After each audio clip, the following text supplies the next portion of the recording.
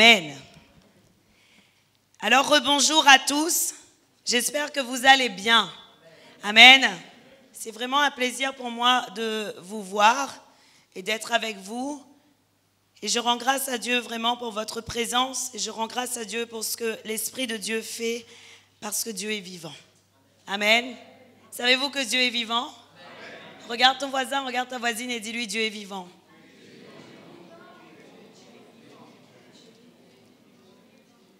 Au cas où qu'il n'était pas sûr, secoue-le un peu et dis-lui il est vivant.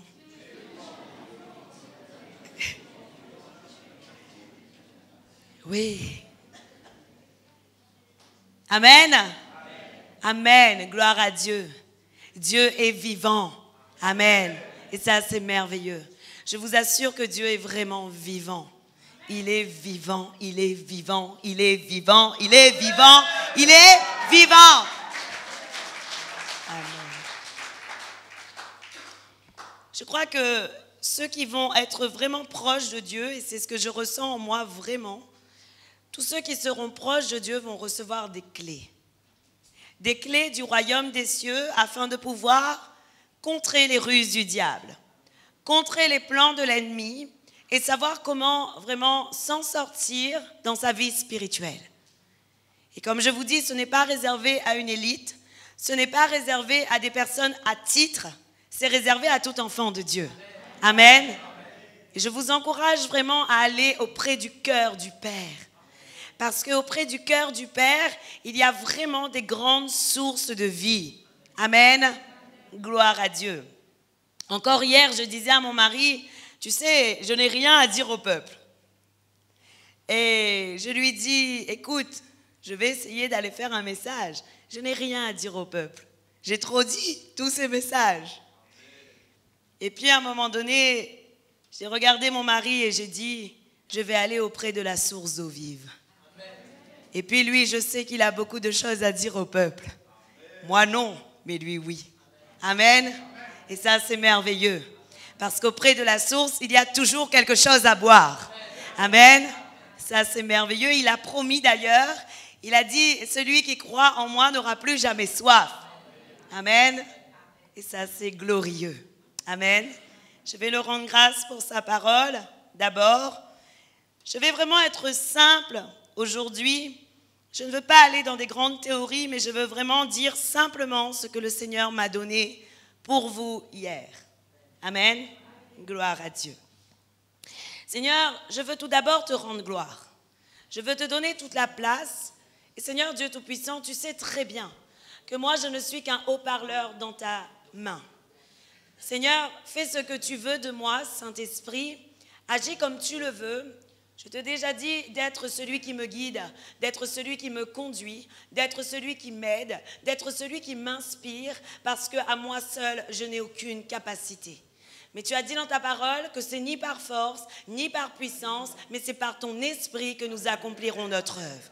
Et Seigneur, aujourd'hui, je veux m'appuyer sur cette parole, Seigneur, parce que je sais, grand Dieu Tout-Puissant, que tu es le fleuve d'eau vive, Seigneur. Que tu es celui qui va abreuver la soif de ton peuple, que tu es celui qui va démasquer les plans du diable, que tu es celui qui va détruire les œuvres de l'ennemi, afin que ton peuple soit totalement libéré, Seigneur. Je te donne toute la place, je te donne toute la gloire, je te donne tout l'honneur, et j'acclame ton saint nom aujourd'hui. Alléluia!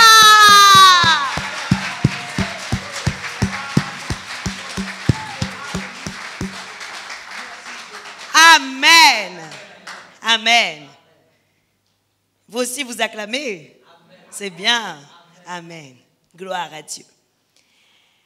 Alors, l'intitulé de mon message aujourd'hui peut paraître un peu curieux, mais c'est ce que j'ai reçu. L'intitulé de mon message est « Que tout esprit d'aveuglement spirituel soit anéanti par la puissance du nom de Jésus-Christ. » Amen. Gloire à Dieu.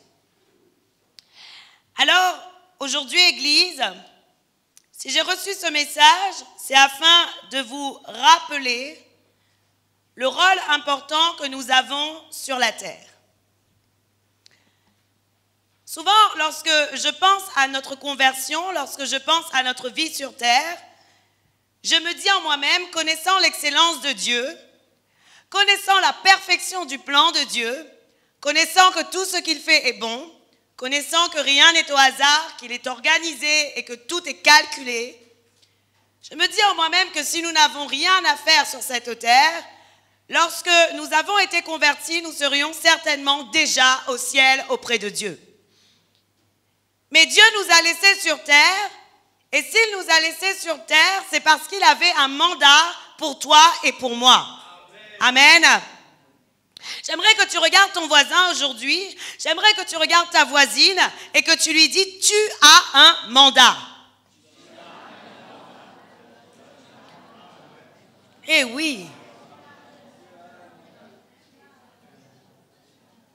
Mon frère François, tu as un mandat.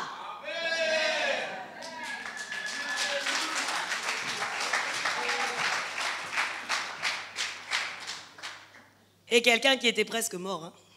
Tu te rappelles? Gloire à Dieu, hein? Amen. Il a un mandat.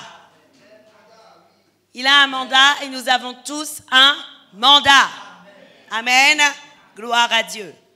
Alors, qu'est-ce qu'un mandat? Un mandat est un acte par lequel une personne, le mandant, donne à une autre personne le mandataire. Et le mandant donne au mandataire le pouvoir de faire quelque chose en son nom. Waouh! C'est pas ce que Dieu a donné? Jésus a dit en mon nom. Donc, Jésus nous a donné à tous un mandat sur la terre. L'Esprit de Dieu a un mandat. Jésus-Christ avait un mandat. Oui ou non? Les anges aussi ont un mandat. Oui. La parole de Dieu nous dit que le mandat des anges est d'aider ceux qui sont sur la voie du salut. La parole de Dieu nous dit que le mandat du Saint-Esprit est de nous aider, de nous consoler, de nous conduire. Amen. De nous rapprocher de Jésus-Christ. La parole de Dieu nous montre que le mandat de Jésus sur la terre était de donner sa vie pour nous sauver. Mais nous tous, Église, nous avons reçu de Dieu un mandat. Et la Bible nous dit ceci dans 2 Corinthiens 5, le verset 18 à 20. Et voici le mandat que nous avons reçu sur la terre. La Bible dit, je vais commencer à partir du verset 17, afin de bien comprendre ce passage. La parole de Dieu nous dit, si quelqu'un est en Christ, il est une nouvelle création. Les choses anciennes sont passées, voici toutes choses sont devenues nouvelles. Le verset 18 nous dit, et tout cela vient de Dieu, qui nous a réconciliés avec lui par Christ, et qui nous a donné le ministère de la réconciliation. Nous avons premièrement un ministère de réconciliateur. Le premier mandat que Dieu nous a donné lorsque nous avons cru, lorsque nous avons reçu Jésus-Christ comme Seigneur et Sauveur personnel dans notre vie, est de devenir un réconciliateur. Amen. Le deuxième mandat que nous avons reçu avec le Seigneur, la Bible nous dit, car Dieu était en Christ, réconciliant le monde avec lui-même, en n'imputant point aux hommes leurs offenses, et il a mis en nous la parole de réconciliation. Dans le verset 20, il dit, nous faisons donc les fonctions d'ambassadeurs pour Christ, comme si Dieu exhortait par nous, nous vous en supplions au nom de Christ, soyez réconciliés avec Dieu. La deuxième chose qui confirme le mandat de réconciliateur est que nous avons reçu un titre tous ambassadeurs. Amen. J'aimerais vraiment qu'on comprenne ces choses aujourd'hui. Beaucoup de personnes considèrent l'œuvre de la réconciliation comme étant minime. Alors que j'aimerais te dire, l'œuvre de la réconciliation est la plus grande œuvre que tu as à faire sur la terre, mais elle est aussi la plus difficile. Regarde ton voisin et dis-lui, c'est difficile.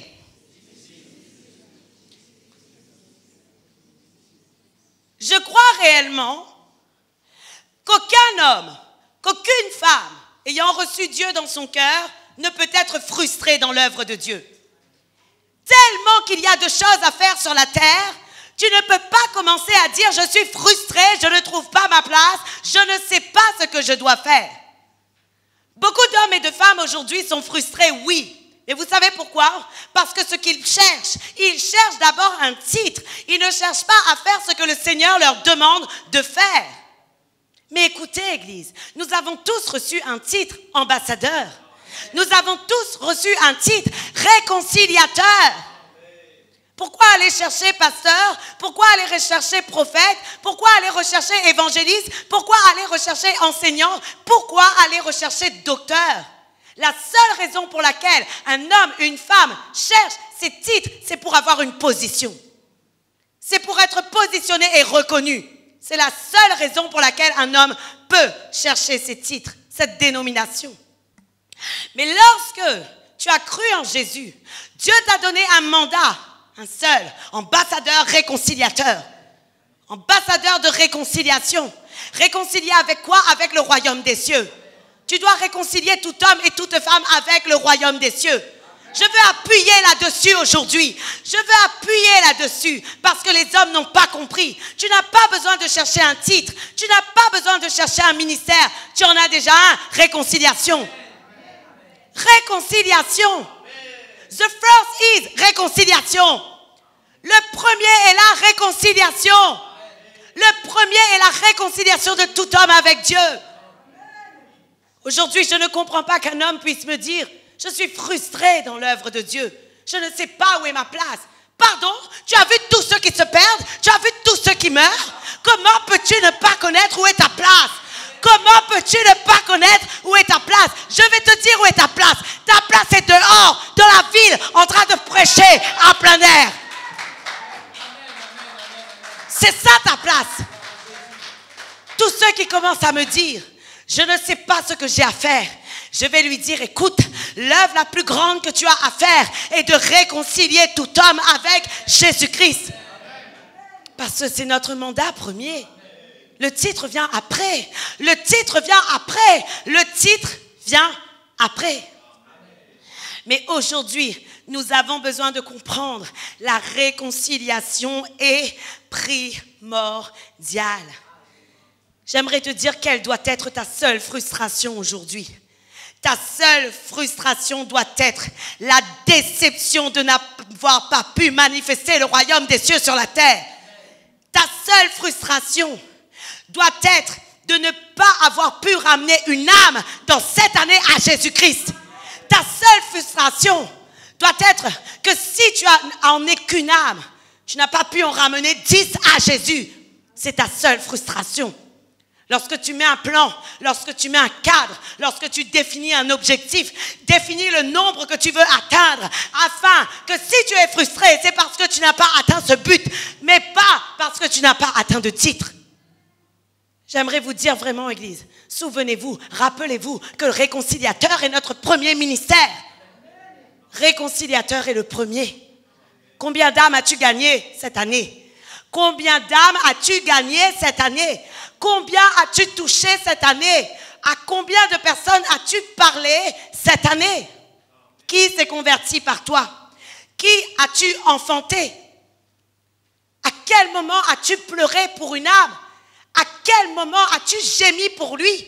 À quel moment as-tu pris le temps de t'en soucier? À quel moment? Ça doit être une frustration en nous. Ça doit devenir une frustration en nous. Cela, mais non pas de ne pas avoir de titre. Le titre vient après. D'ailleurs, le titre vient avec des ennuis. Le titre vient avec des responsabilités. Amen. Alors, si tu veux le titre et que tu n'es pas prêt à avoir des ennuis et des responsabilités, n'appelle pas le titre. Parce que lorsque tu auras le titre, il y aura des responsabilités et des ennuis. Oui, c'est comme cela. Mais aujourd'hui, je te le dis, Église, le Seigneur veut nous rappeler que nous avons tous un ministère de réconciliation d'abord. Et que la réconciliation est dans le plan premier de Dieu. C'est dans le cœur premier de Dieu pour tout homme qui donne leur vie à Jésus-Christ. Ézéchiel 18, le verset 23. voici ce que Dieu lui-même, il dit. Et j'espère que vous allez comprendre. Je ne veux plus vous entendre me dire vous êtes frustrés parce que vous ne savez pas si vous êtes évangéliste, pasteur, prophète, apôtre et enseignant. Je ne veux plus vous entendre me dire cela. Ce que vous devez chercher, c'est d'aller réconcilier. Soyez frustrés qu'il y ait des personnes qui meurent. Soyez frustrés que les jeunes meurent sans que vous leur ayez parlé de la parole de Dieu. La Bible dit, ce que je désire, est-ce que le méchant meurt, dit le Seigneur l'Éternel? N'est-ce pas qu'il change de conduite et qu'il vive? Voici ce que Dieu dit. Ce que je désire, ce n'est pas que le méchant meure, dit le Seigneur l'Éternel. N'est-ce pas qu'il change de conduite et qu'il vive? Amen. Gloire à Dieu. Les apôtres, Église, devraient être notre exemple. Lorsque l'on regarde l'apôtre Paul, nous voyons que l'apôtre Paul gémissait devant Dieu pour ceux qui n'avaient pas choisi Jésus-Christ dans leur vie. Oui ou non? La parole de Dieu nous dit dans Romains 9, le verset 2 et 3, voici ce que l'apôtre Paul disait. L'apôtre Paul portait le fardeau de Dieu dans son cœur. Aujourd'hui, malheureusement, des hommes et des femmes ne portent plus le fardeau de Dieu. Connaissez-vous le fardeau de Dieu? La plus grande crainte de Dieu, la plus grande espérance de Dieu, c'est que son peuple soit sauvé. La plus grande espérance de Dieu, c'est que son peuple soit sauvé. Dieu aspire à ce que tout homme et toute femme soient sauvés sur cette terre. Oui ou non? Dieu aspire à ce que tout homme et toute femme soient sauvés sur cette terre. Ça, c'est ce que Dieu attend. Dieu veut que les hommes et les femmes soient sauvés. Alors, voici ce que Paul disait. J'éprouve une grande tristesse et j'ai dans le cœur un chagrin continuel. Dites continuel. Dites chagrin continuel. Dites chagrin continuel. Je te pose cette question. Combien de fois cette année as-tu eu un chagrin continuel dans ton cœur pour le peuple de Dieu? Hein? Toi qui veux être pasteur, je te pose la question. Combien de fois as-tu eu un chagrin continuel dans ton cœur pour le peuple de Dieu? Parce que Dieu ne peut pas confier une œuvre à quelqu'un qui n'a pas de chagrin dans son cœur pour son peuple. Non, il ne peut pas. Parce que celui qui est appelé à prendre soin des brebis doit pleurer pour elles, doit gémir pour elles, doit souffrir pour elles, doit souffrir. C'est comme cela. Dieu s'attend à ce que dans le cœur des uns et des autres, il y ait une tristesse, il y ait un chagrin continuel. Qui a déjà ressenti cela pendant l'année? Qui a déjà ressenti un chagrin continuel? Et voici ce que Paul dit. Il n'avait pas le chagrin pour le plaisir d'avoir le chagrin. Mais voici ce qu'il dit dans le verset 3. Il dit, car je voudrais moi-même être anathème et séparé de Christ pour mes frères, mes parents selon la chair. Parce que ses frères et ses parents étaient dans un état où ils n'avaient pas accepté Jésus-Christ comme étant le Messie. Ils connaissaient la loi, ils connaissaient les Écritures, mais ils n'avaient pas accueilli Jésus-Christ comme étant le Messie. Et alors Paul était là dans un état de gémissement, dans un état de crainte, dans un état de chagrin, dans un état de pleurs. Ce que j'ai pu remarquer, ce que le Seigneur me fait comprendre, les hommes et les femmes sont devenus des égocentriques spirituels. Ils ne pensent qu'à eux, ils ne pensent qu'à leurs besoins. Seigneur, quand tu m'auras donné ceci, quand tu m'auras donné cela, quand tu auras changé ma situation, quand je serai reconnu, je commencerai à aller pour évangéliser. Je commencerai à aller pour penser à ton peuple. Mais Dieu ne veut pas que nous soyons des égocentriques spirituels. Dieu ne veut pas non plus que nous soyons égoïstes. Dieu veut, voilà ce que Jésus veut. Dieu veut que tu abandonnes toi-même, que tu t'abandonnes toi-même et que tu le suives. Ce qu'il a dit dans sa parole, Jésus a dit dans Matthieu 16, le verset 24. Si quelqu'un veut venir à moi, qu'il renonce à lui-même, qu'il se charge de sa croix et qu'il me suive. Aujourd'hui, je veux vraiment enfoncer le clou. Pourquoi je veux enfoncer le clou? Parce que si je n'enfonce pas le clou dans ta chair, tu ne mourras pas à toi-même. Aujourd'hui, je veux enfoncer le clou. Et je veux te dire que si tu veux suivre Jésus et si tu veux faire quelque chose pour lui, tu dois renoncer à toi-même. Tu dois renoncer à tes désirs. Tu dois renoncer à ton confort. Tu dois renoncer à tout pour le suivre. Jésus a dit, si quelqu'un veut venir à moi, qu'il renonce à lui-même, qu'il se charge de sa croix et qu'il me suive. Notre croix, Église, ne peut pas être choisie par nous. Beaucoup d'hommes et de femmes choisissent leur croix, comme si qu'ils voudraient avoir une croix en or. Jésus n'a pas choisi sa croix. Ce sont les soldats romains qui ont mis la croix sur lui. Amen. Jésus n'a jamais choisi sa croix, mais il lui a été donné une croix. Et je veux te dire aujourd'hui, Dieu veut te donner la croix qu'il a réservée pour toi. Dieu veut te donner la croix qu'il a réservée pour toi. Et la croix est composée d'un fardeau qui vient directement du cœur de Dieu. La croix est composée d'un fardeau qui vient directement du cœur de Dieu. La croix n'est pas composée de ce que toi tu veux. La croix est composée des matériaux qui viennent de Dieu. Et nous avons besoin de chercher, Seigneur, mais quelle œuvre? Comment est le fardeau? Comment est le fardeau de ton cœur? Comment est-il? Aujourd'hui, nous sommes là à dire, Seigneur, mais j'ai besoin de connaître ton plan pour ma vie. Comment se fait-il que tu cherches l'après alors que tu n'as pas encore fait l'avant? Le point de départ de ta réconciliation avec Dieu est d'aller réconcilier Dieu d'autres à lui. Comment se fait-il que tu es resté sur la ligne de départ et que tu demandes à Dieu, Seigneur, je veux ensuite avoir le plan parfait, je veux la suite. Beaucoup de personnes aujourd'hui se disent équipées, ils ont l'armure de Dieu sur eux. Et lorsque tu ne vas pas évangéliser, lorsque tu ne vas pas pour parler au monde, lorsque tu ne vas pas réconcilier les hommes avec Christ, tu n'as pas les chaussures, tu es pieds nus. La Bible nous dit, prenez sur vous les chaussures de zèle pour annoncer la bonne nouvelle de la paix. Beaucoup de personnes pensent avoir l'armure de Dieu et être fort. La réalité, c'est que parfois, tu n'as même pas de ceinture. Et si tu n'as pas de ceinture, tu n'as pas d'épée. Pourquoi tu n'as pas de ceinture? Parce que la ceinture est la vérité. Et si tu ne marches pas dans la vérité, tu ne peux pas dire tu es équipé de la ceinture. Et si tu n'as pas la ceinture, tu ne peux pas avoir l'épée. Pourquoi? Les soldats accrochaient leur épée dans la ceinture. Ce qui veut dire que tu ne peux pas dire non plus que tu as l'épée de l'esprit. Alors certains y pensent être équipés, mais ils ne sont pas réellement équipés. Pourquoi? Parce qu'ils ne mettent pas en pratique ce que Dieu demande pour recevoir le revêtement de l'équipement. Aujourd'hui, Dieu nous demande d'être équipés selon lui, selon ce qu'il demande dans la parole de Dieu. Et la première chose que nous devons faire, nous devons réconcilier des hommes avec le Christ. Amen. Ce devrait être notre objectif premier. Notre objectif premier, c'est de réconcilier les hommes avec le Christ en s'oubliant soi-même. Je veux m'oublier. S'oublier, c'est quoi? Je pense plus aux besoins des autres qu'à mes besoins. Je pense plus à la vie des autres qu'à ma vie.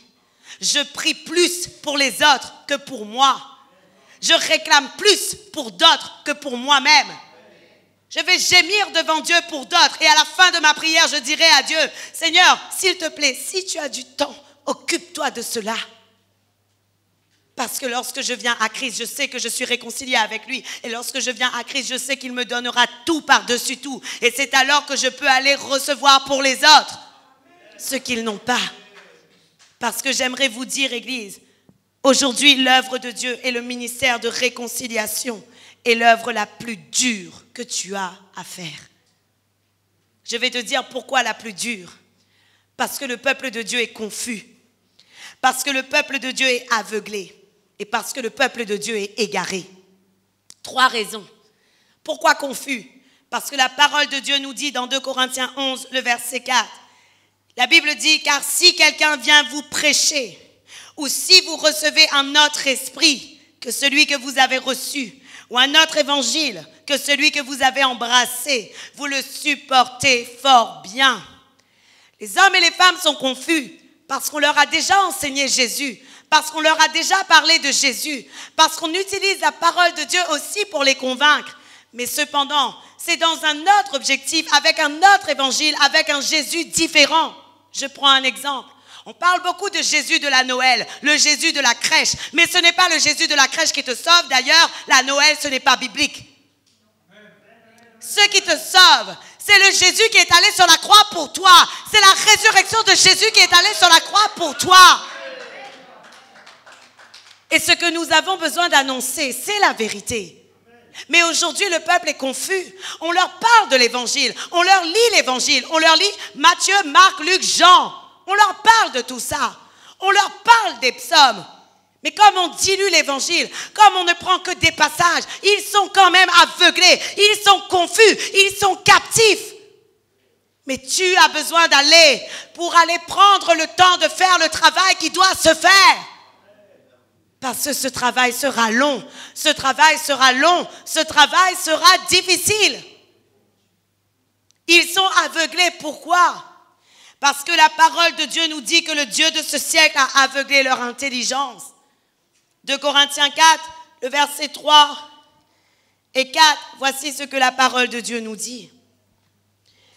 Si notre évangile est encore voilé, il est voilé pour ceux qui périssent.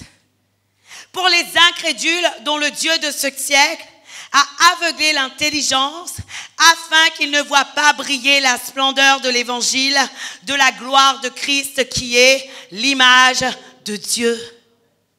Prenons-en conscience, Église. Nous partons comme des touristes. Nous allons évangéliser comme des touristes. Je vais dans le monde et je vais parler de Christ. Tu sais que Christ t'aime. Tu sais que Christ t'a sauvé. Arrêtons d'être des touristes. Allons vraiment comme allons au combat. Allons vraiment comme allons au combat. Je ne suis pas en train de médire ce que vous avez fait hier. C'est un bon travail. Mais ce que je veux vous dire, c'est que nous devons aller plus dans la profondeur. Plus dans la profondeur. Plus dans les hauteurs. Parce qu'il y a besoin d'un peuple qui se lève réellement et qui va chercher ceux qui sont captifs, ceux qui sont perdus. Ce n'est pas facile. Parce que la Bible dit arrache-les du feu de l'enfer. Avez-vous déjà essayé d'arracher des racines profondes? C'est dur. Vous prenez la pique, vous prenez la pioche, vous prenez les mains, vous tirez. Et encore, après avoir tiré, ça se casse. Alors vous fouillez encore. Vous prenez la pique, vous prenez la pioche, vous prenez les mains et vous tirez. Et ça se casse encore. Et qu'est-ce que vous faites? Vous continuez jusqu'à avoir fouillé un trou suffisamment grand pour enlever toute la profondeur de la racine. Et c'est un peu le modèle de ce que nous devons faire pour l'œuvre de Dieu. Pour l'œuvre de Dieu, nous devons aller dans la profondeur. Nous devons enlever la racine. Je ne vous dis pas d'amener des débats théologiques dans la ville. Ce n'est pas ce que je suis en train de vous dire. Mais vous allez comprendre que tout commence d'abord par le spirituel. Et nous devons commencer vraiment à crier à Dieu leurs âmes, à arracher leurs âmes du royaume des ténèbres, afin de pouvoir leur donner la vie. Amen. Parce que ce n'est pas de la gnognotte, ce n'est pas facile. La Bible nous dit qu'il y a deux problèmes. Il y a un évangile dilué dans leur vie. Il y a un autre Jésus, un Jésus différent, un évangile différent qui est en train d'aveugler leur compréhension. Il est en train de les confondre. Et il y a quelque chose d'autre. Il y a le prince de ce monde qui aveugle leur intelligence. Mais il y a une troisième chose. Ils sont égarés à cause de leur ignorance. La Bible nous dit dans Ephésiens 4, le verset 18, voici ce que la parole de Dieu nous dit. Ils ont l'intelligence obscurcie. Amen. Il dit, ils sont égarés à la vie de Dieu à cause de l'ignorance qui est en eux, à cause de l'endurcissement du cœur.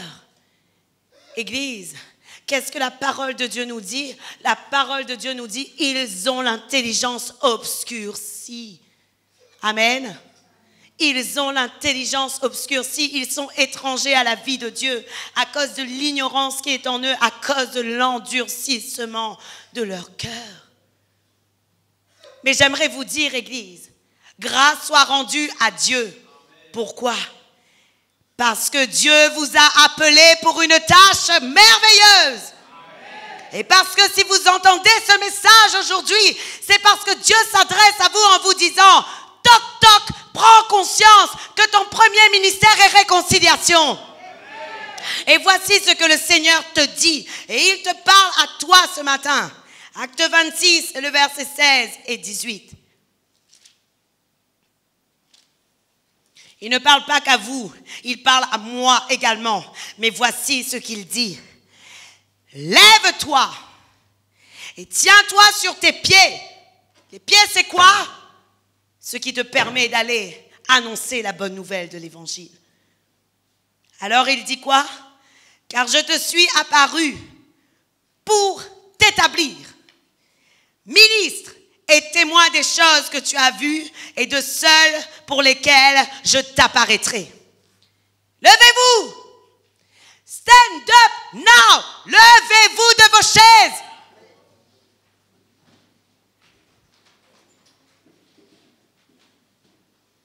Et vous allez lire ça.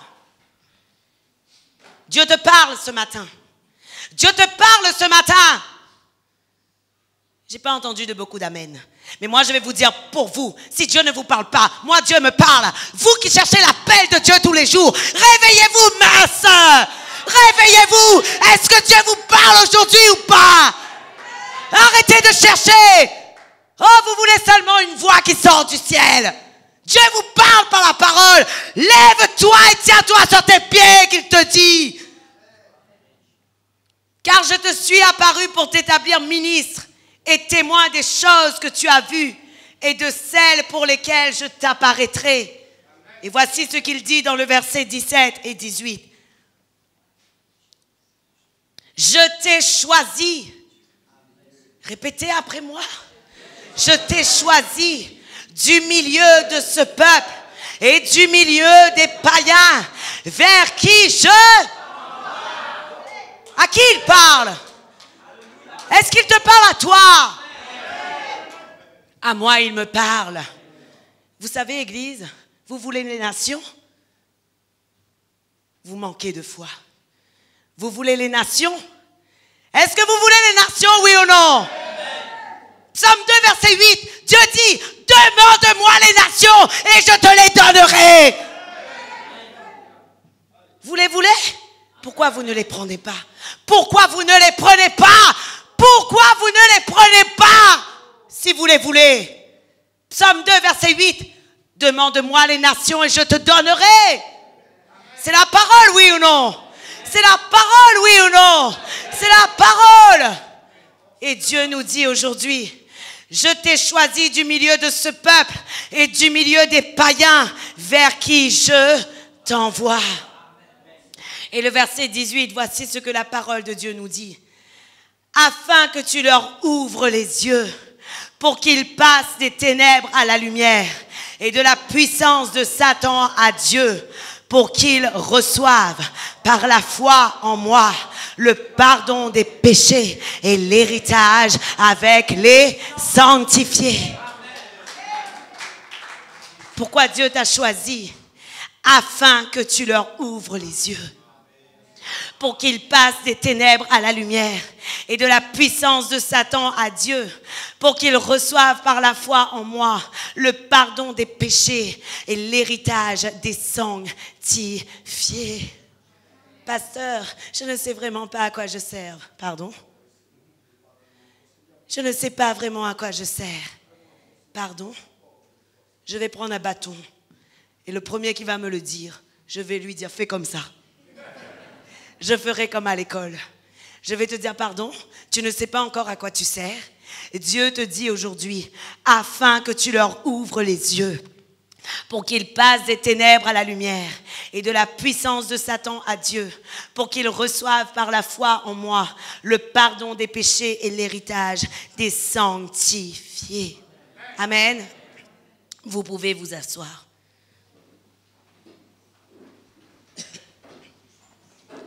La Bible nous dit que le Seigneur commence à nous parler. Et il commence par quoi? Il commence à nous dire, prends conscience que je t'ai choisi, lève-toi et tiens-toi sur tes pieds. Mais quand il parle, il dit, pourquoi? Il dit, afin que tu leur ouvres les yeux. Et j'aimerais vous dire, Église, pourquoi traiter d'abord l'aveuglement? Souvent, on ne prend pas attention à l'aveuglement. Le Seigneur m'a montré l'esprit d'aveuglement, comment il se représentait, sous quelle forme. Dans le spirituel, il y a un esprit qui s'appelle l'esprit d'aveuglement. Cet esprit est comme un être qui a un visage, qui possède une bouche, mais qui n'a pas d'yeux et qui n'a pas d'oreilles. Dans le spirituel, cet esprit existe. Et le Seigneur m'a montré la forme de ce qu'il représentait. C'est un esprit avec une bouche, sans yeux et sans oreilles. Pourquoi? L'aveuglement t'empêche de voir, mais l'esprit d'aveuglement t'empêche aussi d'entendre. Voilà pourquoi la parole de Dieu, lorsque Dieu parle souvent, le Seigneur dit que celui qui a des oreilles pour entendre, entende. Que celui qui a des oreilles pour entendre, entende. Parce que le Seigneur fait quelque chose lorsqu'on le reçoit comme Seigneur et Sauveur personnel. Lorsqu'on prend notre nouvelle vie, lorsqu'on reçoit notre nouvelle naissance, le Seigneur nous donne la possibilité de voir les vérités du royaume des cieux. Autrement dit, notre aveuglement tombe et nous avons la possibilité d'entendre les choses de Dieu à partir de cela. Amen. Voilà pourquoi je le dis. Tous ceux qui ne sont pas baptisés en Jésus-Christ, ne regrettez pas de prendre votre baptême bientôt. Ne regrettez pas de prendre votre baptême bientôt. Pourquoi?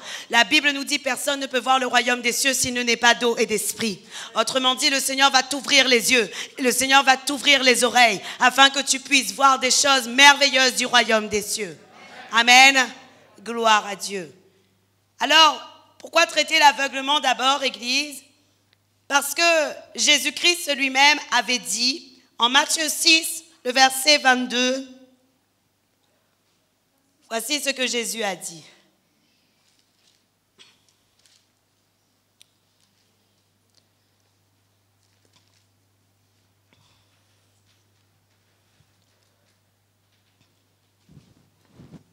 L'œil est la lampe du corps. Et il dit, si ton œil est en bon état, tout ton corps sera éclairé. Mais qu'est-ce qu'il dit dans le verset 23? Il dit, mais si ton œil est en mauvais état, tout ton corps sera dans les ténèbres. Si donc la lumière qui est en toi est ténèbres, combien seront grandes ces ténèbres? Amen. Nous négligeons souvent l'aveuglement spirituel, alors que le Seigneur nous dit que tout passe par les yeux. Oui ou non?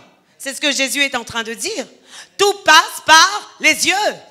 La Bible nous dit dans Matthieu 6, verset 22, on va reprendre. L'œil est la lampe du corps. Si ton œil est en bon état, tout ton cœur sera éclairé.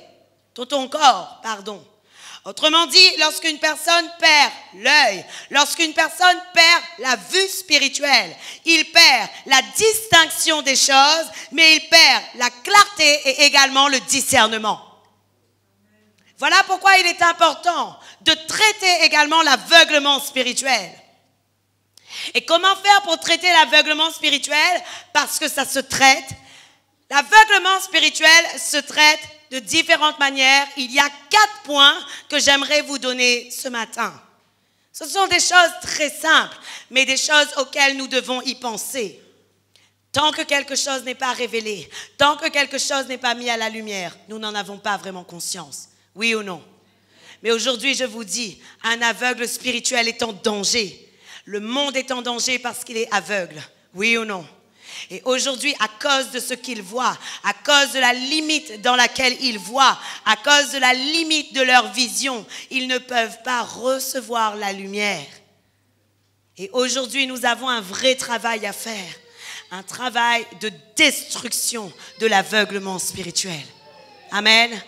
Nous avons un travail de destruction de l'aveuglement spirituel. Vous allez voir cet esprit, je vous le dis. De même que je l'ai vu, vous allez le voir. Dieu va vous le montrer afin que vous puissiez le chasser, afin que vous puissiez le chasser. Je suis sûre qu'ici, il y a des gens qui ont déjà vu des gens sans visage. Lorsque vous voyez des personnes sans visage, c'est que c'est une personne aveugle spirituelle. Lorsque vous voyez une personne sans visage, j'ai déjà vu des personnes sans visage. Une personne me regarde, mais quand je la vois, je ne vois pas ses traits, ni ses yeux, ni son nez, ni sa bouche, ni rien. Je vois sans visage. Ça prouve un aveuglement spirituel. Et vous devez chasser cet esprit impur. Amen. Oh, pasteur, c'est trop mystique pour moi. Si tu n'arrives pas à entendre le mystique, tu vas rester par terre. Parce que les choses de Dieu, il faut les comprendre. Il faut les comprendre en esprit. Je suis désolée de te dire, il faut les comprendre. Ce n'est pas du théorique, c'est des révélations que Dieu te donne. Point barre. C'est comme cela. Amen. N'est-il pas vrai que Jésus a dit, celui qui croit en moi fera des choses comme j'ai faites et même des plus grandes? Oh, est-ce que tout est écrit dans la parole ou pas? Il y a des choses, non. C'est comme cela. Et si tu n'es pas d'accord, fais comme tu veux. Il y a 1, 2, 3, 4 portes. Voilà. À bon entendeur. Celui qui a des oreilles pour entendre, qu'il entende ce que le pasteur dit à l'église. Amen. Comment faire pour libérer le peuple de Dieu de l'aveuglement spirituel? La première chose à faire, c'est par la proclamation. Hey, la proclamation. Luc 4, le verset 18. Voici ce que la parole de Dieu nous dit.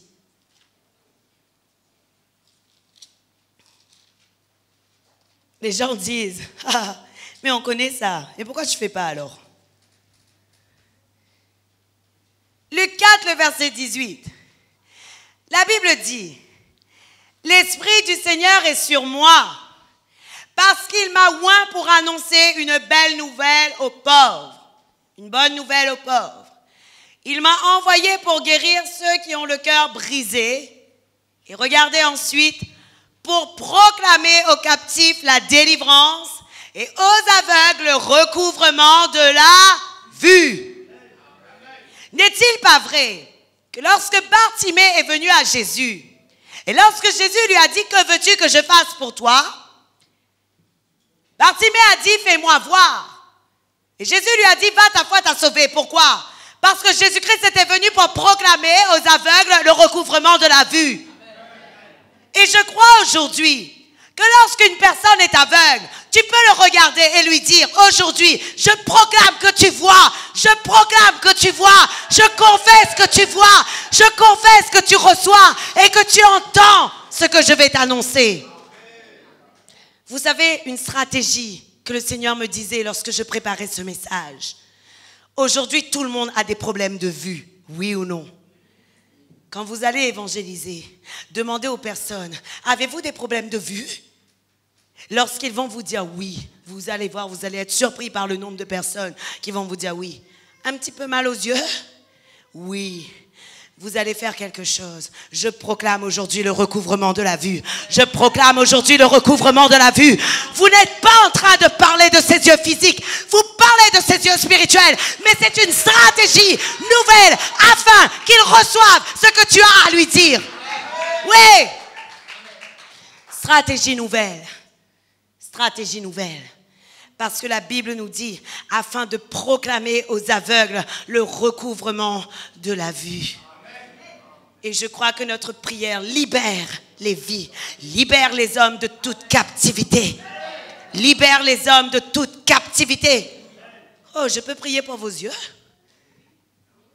Amen. Gloire à Dieu. Est-ce que vous croyez en ce que je suis en train de vous dire? Est-ce que vous croyez ce que je suis en train de vous dire? Est-ce que vous croyez? Moi, je crois. Moi, je crois. Je crois que lorsqu'on va dire, maintenant, je prie afin que tes yeux s'ouvrent, leurs yeux spirituels vont s'ouvrir. Leurs yeux spirituels vont s'ouvrir. Amen. La deuxième chose que nous devons faire, nous devons être remplis de l'onction de Dieu. Être remplis de l'onction de Dieu lorsque nous allons pour évangéliser. Savez-vous, Église, un moyen de se remplir de l'onction de Dieu? Parler en langue. Paul disait quelque chose. Je parle plus que vous tous en langue. Je parle plus que vous tous en langue. Pourquoi Paul parlait en langue? Parce que la parole de Dieu nous disait que Paul était en train de s'édifier lui-même.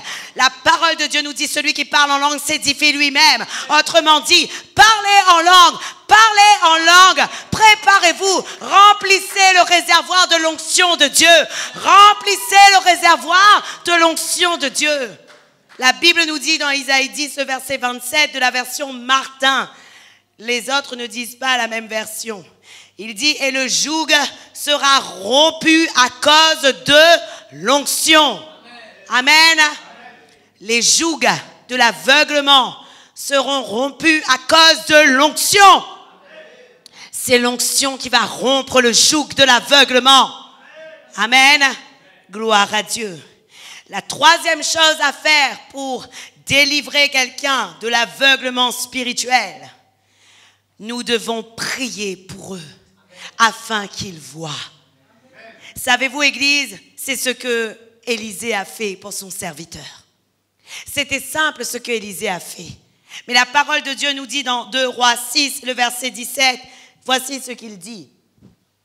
Élisée pria et dit, « Éternel, ouvre ses yeux pour qu'il voie. » Et l'Éternel ouvrit les yeux du serviteur qui vit la montagne pleine de chevaux et de chars de feu autour d'Élisée. Amen. Qu'est-ce que vous devez faire? Vous devez prier pour tous ceux que vous allez rencontrer. Et vous devez prier afin de dire à Dieu, Seigneur, ouvre leurs yeux afin qu'ils voient. N'oubliez pas, l'œil est la lampe du corps. L'œil est la lampe du corps. Donc si vous ne priez pas pour l'aveuglement, les hommes ne seront pas délivrés. Oui ou non? Si nous ne prions pas pour l'aveuglement spirituel, les hommes et les femmes ne seront pas délivrés. Battez-vous si vous voulez. Mais aujourd'hui, le Seigneur, il donne une révélation. Prie pour l'aveuglement spirituel. Prie contre l'aveuglement spirituel. Et tu verras que lorsque les yeux vont voir, le monde sera guéri dans leur être entier. Amen. Parce que le corps sera restauré. Et la lumière pourra pénétrer dans le corps. Alors, qu'est-ce qu'il dit? Il dit que c'est aussi par la prière qu'on libère les hommes et les femmes de l'aveuglement spirituel. Élisée pria et il dit, « Éternel, ouvre ses yeux pour qu'il voie. » Amen. On ne va plus combattre comme avant. Mais maintenant, avant de commencer quelque chose, nous dirons, Seigneur, ouvre leurs yeux afin qu'ils voient. Ouvre leurs yeux afin qu'ils voient. Ouvre leurs yeux afin qu'ils voient. Si ce n'est pas assez, et si tu vois la résistance, tu as des problèmes aux yeux, je vais prier. Amen. Gloire à Dieu. Mais c'est aussi comment nous allons traiter l'aveuglement spirituel à cause de notre position.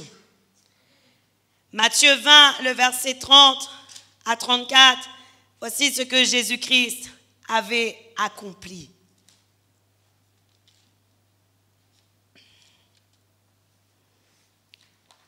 La Bible dit, « Et voici deux aveugles assis au bord du chemin. Ils entendirent que Jésus passait et crièrent, « Aie pitié de nous, Seigneur, fils de David. » Les foules les reprenaient pour les faire taire, mais ils crièrent plus fort, « Aie pitié de nous, Seigneur, fils de David. » Et le verset 32, la parole de Dieu nous dit, « Jésus s'arrêta, les appela et dit, « Que voulez-vous que je vous fasse ?»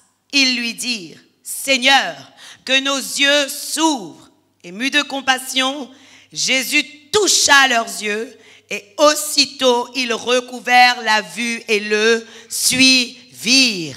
Amen. Amen. Amen. Amen.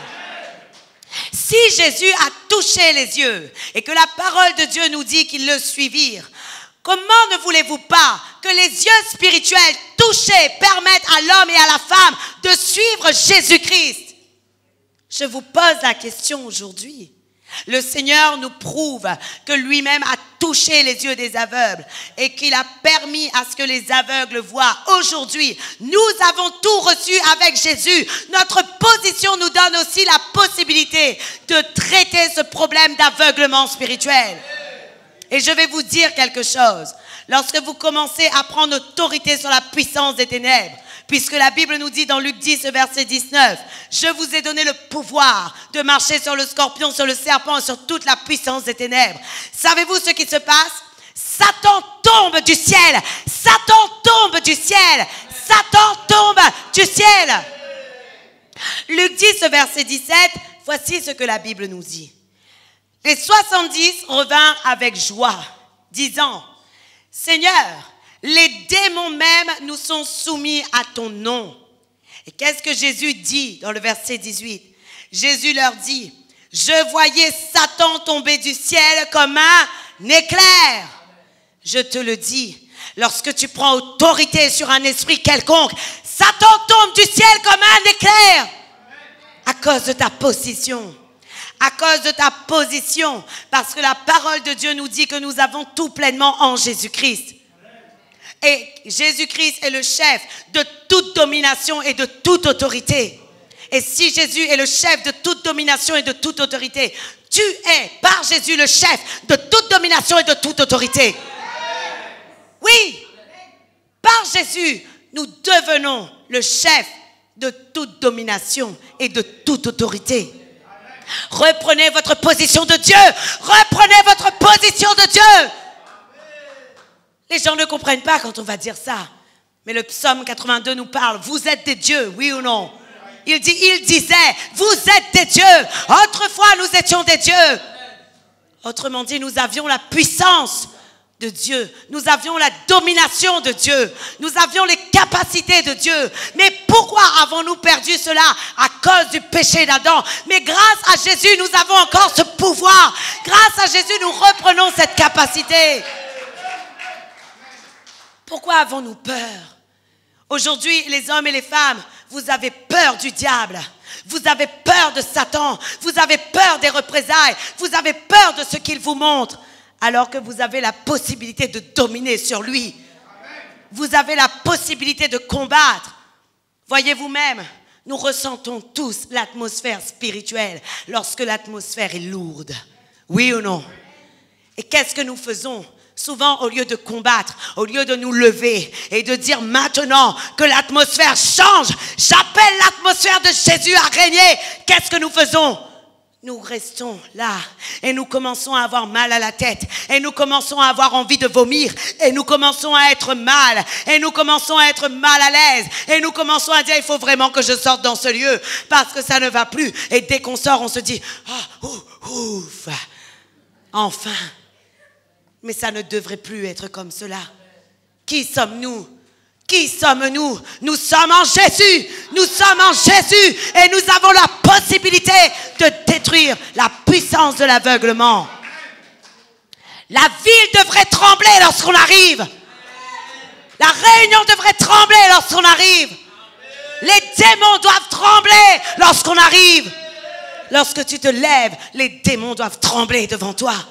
Lorsque tu te lèves, les démons doivent se dire « Oh non, il s'est réveillé encore, celui-là, il va me fatiguer !»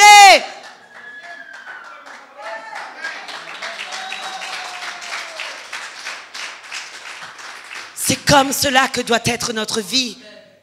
Nous devons marcher en vainqueur. Nous devons marcher avec puissance. Mais je vais vous dire quelque chose. Lorsque tu combats la puissance des ténèbres, ne vis pas dans le péché. Ne vis pas dans le péché. Parce que si tu vis dans le péché, les représailles tomberont sur toi. Les représailles tomberont sur toi.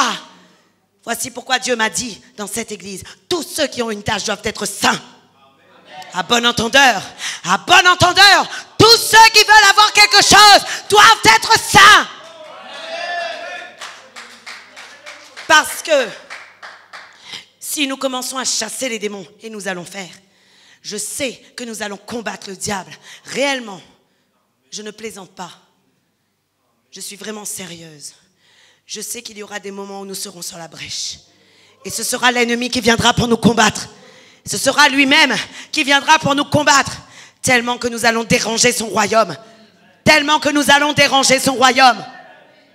Mais si tu vis dans le péché, tu vas être toi-même mort. Parce que l'ennemi va utiliser le péché qui est en toi afin de t'écraser. Voyez-vous, Église, notre limite est notre corps, non pas notre esprit. Notre limite est notre corps. Pourquoi? Un homme de Dieu disait que la chair est la femme de l'ennemi. Et je crois que parfois notre chair, elle nous arrête, elle nous empêche d'avancer, elle nous alourdit afin que nous ne puissions pas avancer. Le diable veut nous déstabiliser par notre chair. Mais nous devons tenir ferme et nous devons avancer et nous devons nous lever et nous devons puiser notre force en Jésus. Et nous devons dire au Saint-Esprit, Saint-Esprit, je suis fatigué, je ne peux pas. Toi qui es dans mon corps, s'il te plaît, régénère-moi tout de suite. Régénère-moi tout de suite. Régénère-moi tout de suite. Savez-vous pourquoi je tiens debout? Et il n'y a pas de magie, il n'y a pas de secret. Quand je suis fatigué, je dis Saint-Esprit, hey, il faut régénérer là. Hein? Et je sens vraiment des frissons qui passent dans tout mon corps. Et je sens un tremblement qui passe dans tout mon corps. Et je me lève. Amen. Parce que le Seigneur est celui qui te régénère. Le Seigneur est celui qui te fortifie. Le Seigneur est celui qui te régénère. Mais le Saint-Esprit n'habite pas dans une maison souillée. Le Saint-Esprit n'habite pas dans une maison souillée. Le Saint-Esprit, par définition, est saint. Il habitera toujours dans une maison sainte. Amen. Il habitera toujours dans une maison sainte. Aujourd'hui, Église, je veux réellement vous dire, nous avons la possibilité de combattre les esprits d'aveuglement. Nous avons la possibilité de combattre tout esprit impur qui agisse contre le peuple de Dieu. Qu'attendons-nous? Qu'attendons-nous pour mettre en pratique ce que le Seigneur nous dit? Nous sommes ambassadeurs. Mais savez-vous, Église, les ambassadeurs ont toutes les clés des royaumes. Ils ont toutes les clés de la principauté. Ils ont toutes les clés de l'État. Ils connaissent tous tout. Pourquoi? Parce qu'ils sont dans les secrets du président. Comme les ambassadeurs sont dans les secrets du président, ils ont la possibilité de faire manifester leur État dans un État. Mais nous, parfois, nous sommes ici, nous sommes ambassadeurs de Christ. Nous avons la possibilité de faire manifester le royaume des cieux sur la terre. Mais nous ne le faisons pas. Pourquoi? Nous sommes asservis par la puissance des ténèbres. Je regrette vraiment beaucoup que les églises ne prêchent plus sur les démons. Pas pour faire l'éloge des démons, mais pour savoir comment les combattre. Pendant longtemps, les églises étaient aveuglées. On n'avait pas le droit de parler du diable. On n'a pas le droit de parler de Satan. Si on parle de Satan, si on parle de diable, ils vont te dire quoi? Que tu es une église démoniaque. Alors que tu n'es pas une église démoniaque, tu es en train d'expliquer comment faire pour combattre tout esprit d'aveuglement. Tu expliques comment faire pour combattre tout esprit d'aveuglement. Je suis désolée de dire, mais moi je prie que Dieu me donne de démasquer tous les plans du diable. Je prie que Dieu me donne de démasquer tous les esprits impurs. Je prie que le Seigneur me donne leur nom. Je prie que le Seigneur me donne leur forme. Je prie que Dieu me révèle toutes ces choses afin de pouvoir les combattre. Oui, parce qu'une fois que c'est révélé, ils peuvent être combattus. Une fois que c'est démasqué, ils peuvent être combattus. Une fois que c'est démasqué. Tant que c'est caché, ça ne devient pas lumière. N'est-il pas vrai que Jésus a dit « Tout ce qui est mis à la lumière devient lumière » ? Ce qui veut dire que tant que c'est encore dans les ténèbres, ça ne peut pas être libéré totalement. Ça ne peut pas être démasqué. Mais aujourd'hui, le Seigneur nous donne la possibilité, la capacité de détruire tout esprit d'aveuglement. Amen. Nous allons nous lever, nous allons prier contre ces esprits.